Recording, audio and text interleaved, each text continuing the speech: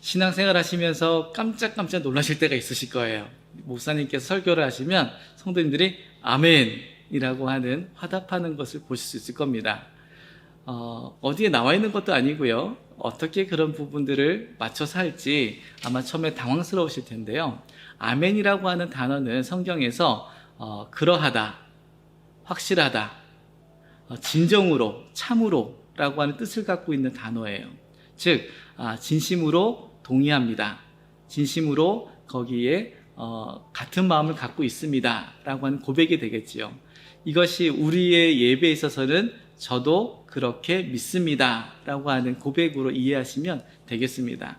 여러분께서 신앙생활 하시면서 목사님의 말씀을 들으실 때 저 말씀이 옳습니다, 저도 그렇게 믿습니다 라고 고백하실 때 아멘이라고 하는 단어를 사용하시면 되겠습니다.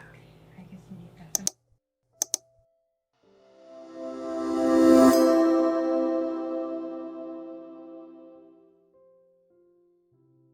네, 신앙생활을 하시면서 아마도 가장 처음에 경험하게 되는 그런 생소한 단어들이 주일이라고 하는 그런 단어일 겁니다. 보통 우리는 일요일이라고 하는 단어를 사용하지만 교회에서는 일요일이라고 하는 얘기를 쓰지 않고 주일, 그래서 일요일 예배를 주일 예배다라고 그렇게 우리가 고백을 하지요. 물론 영어권에서는 Sunday Worship이라고 해서 Sunday Service라고 해서 일요일 예배라고 얘기를 해요. 그런데 한국 전통에서는 일요일과 또 하나님께 예배드리는 그 날을 구별하기 위해서 주일이라고 하는 단어를 쓰고 있습니다. 아마도 여러분께서 신앙인이 운영하시는 가게나 상점을 방문하시면 주일은 쉽니다 라고 하는 그런 표를 보실 수 있을 거예요. 그래서 이분은 신앙인으로서 주일을 예배를 드리기 위해서 가게 문을 닫는구나 이해하시면 되겠습니다. 우리가 일요일을 주일이라고 이야기하는 이유는 예수님께서 일요일 날 부활하셨기 때문에 초대 교인들이 예수님의 부활을 기념하고 기뻐하고 그 날을 예배하는 날로 지켰기 때문에 주의 날이라고 하는 이름으로 불리게 되었습니다. 이 주의 날을 통해서 우리는 예수님의 부활, 즉 우리에게 구원을 주신 예수님의 승리를 우리가 고백하고요.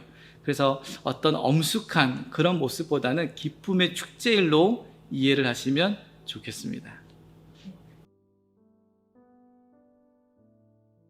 네, 교회는 신앙의 공동체를 의미해요. 교회는 여러분께서 참여하시는 예배당 건물을 의미하는 것이 아니라 성경에서 교회라고 하는 에클레시아라고 하는 단어는 믿음의 공동체를 의미해요. 그래서 성도들 간에 한 연대를 이루고 있는 예수님을 중심으로 함께 같은 신앙을 고백하는 같은 형제와 자매다라고 하는 의미에서 초대교회 때부터 형제님, 자매님이라고 하는 호칭을 불렀습니다. 하지만 그러한 또 호칭이 좀 낯설지만 또 한국교회에서는 형제님, 자매님보다는 직분을 가지고 집사와 권사와 장로 이런 직분 제도를 이용해서 호칭을 대신하는 경우가 많습니다.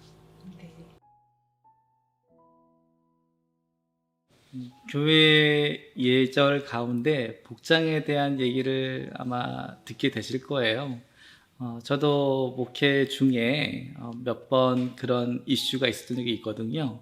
한 번은 예배 후에 한 여자 노권사님께서 예배 후에 한 젊은 여자 집사님이 조르륵 달려가시더니 옷을 왜 이렇게 입고 왔느냐고 이렇게 약간의 책망을 좀 하시더라고요. 제가 그분의 옷을 봤을 때는 물론 안에는 민소매의 그런 이제 원피스를 입고 계셨지만 겉에는 이렇게 좀 하늘하늘 거리는 어깨를 덮고 있는 그런 짧은 그런 쇼를 입고 계셨거든요. 제가 보는 시각으로는 굉장히 깔끔했고 나름대로 잘 차려입은 것이 눈에 보였어요. 그런데 아마도 그 여자 권사님이 보시기에는 그 복장이 좀 비치고 또 민소매고 적절하지 않다라고 생각하셨던 것 같아요. 아마도 그분이 그렇게 생각하시는 거는 옛날에 한국에 선교사들이 오고 보통 교회의 예절복으로 여자분들은 흰 블라우스에 검정 치마, 남자분들은 정장, 아마도 이런 관습적인 전통이 지금까지도 좀 전달돼서 그런 것 같아요. 물론 우리가 하나님 앞에 예배 드리는 자리는 친교 모임이 아니라 하나님 앞에 예배를 드리는 자리예요. 그래서 우리가 최대한의 준비와 정성을 들이는 자세가 필요합니다. 여기에 대한 정성은 어떤 헌금이나 물질에 대한 것이 아니라 우리의 마음가짐에서부터 또 그것이 겉으로 드러나는 복장에 이르기까지 우리는 정성껏 준비된 복장으로 예배에 참여함이 옳다고 생각합니다. 근데 이것이 자칫 잘못해서 어떤 기준을 가지고 예배의 어떤 복장을 정의하게 되어지면 그것은 어떤 억압이 될 수 있고요. 하나님 앞에 자유롭게 축제의 자리에 나오는 그 정신이 흐려질 수 있다고 생각을 해요. 어떤 분께서는 목사에게 반팔 와이셔츠를 입는 것에 대해서 잘못되었다라고 얘기하시는 것을 제가 들은 적이 있어요.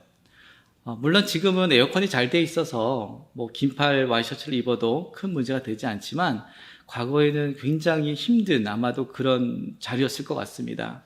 아마도 그 얘기를 들은 목사님은 땀을 흘리시더라도 긴팔 와이셔츠를 그분을 위해서 입지 않았을까 생각을 하는데 아마도 그분이 더운 어떤 아프리카 지역에 예배에 참석하신다면 아마도 다시 그런 얘기를 안 하시겠지요. 우리의 복장은 자신의 상황에서 정성껏 잘 준비된 예복이면 족하다고 생각을 합니다. 기준에 얽매이지 마시고 여러분의 마음, 여러분의 기쁨을 표현할 수 있는 그런 정성된 옷을 입고 오신다면 자유하리라 봅니다. 신앙생활을 하시면서 많은 갈등을 겪는 것 중에 하나가 헌금 생활에 대한 부분이다라고 생각을 해볼 수 있어요. 처음에는 헌금을 내야 되는 그런 의무도 부여되어 있지 않고요. 자신의 신앙의 성장을 위해서 모든 교인들이 지원하고 또 그 사람을 돕기 위해서 애를 씁니다. 그 순간에는 헌금에 대한 의미도 잘 모르시는 과정이기 때문에 그 과정이 지나가지만 어느 정도 신앙의 성숙을 경험하시게 되어지면 하나님 앞에 드리는 예물, 헌금에 대한 그런 공부를 하시게 될 것이고요. 또 헌금에 많은 종류의 이름이 붙어 있는 것을 또 목도하시게 될 거예요. 근데 저는 심지어 색깔별로 있는 그런 헌금 봉투 때문에 이것이 너무 마음에 부담이 된다라고 하는 분들도 계시는데 저는 헌금을 크게 두 가지로 좀 구분을 해드리고 싶어요. 먼저는 가장 기본적인 헌금 개념으로 하나님께서 허락하신 주신 물질 수입의 10분의 1, 10%를 드리는 11조라고 하는 헌금이 있고요. 이것은 하나님께서 주신 것을 인정하고 우리는 10분의 1만을 드리지만 나의 모든 것을 주님께 드립니다 라고 하는 신앙의 고백, 하나님께서 주신 것을 제가 감사합니다 라고 하는 고백으로 11조를 드리게 되어져요. 그리고 그 외에 다양한 헌금의 제목들이 있는데 이 헌금은 우리가 특별한 어떤 감사의 제목들, 예를 들면 반복되어지는 생일, 아니면 가족들의 결혼, 장례식 이후의 감사 헌금, 또 자녀들의 어떤 취직이나 또 졸업, 이런 다양한 제목들을 가지고 감사 헌금을 드리게 되어집니다. 다만 교회에서는 이렇게 반복되어지는 그런 헌금의 제목들이 있다 보니까 그것을 구별해서 관리하기 위해서 제목을 붙여놓게 되어지는 것이지요. 하지만 여러분께서 신앙생활 하실 때는 11조와 또 감사헌금이라고 하는 큰 두 가지의 그 타이틀을 가지시고 헌금을 내가 어떻게 드려야 될 것인가 그렇게 정리를 해보시면 좋을 것 같습니다.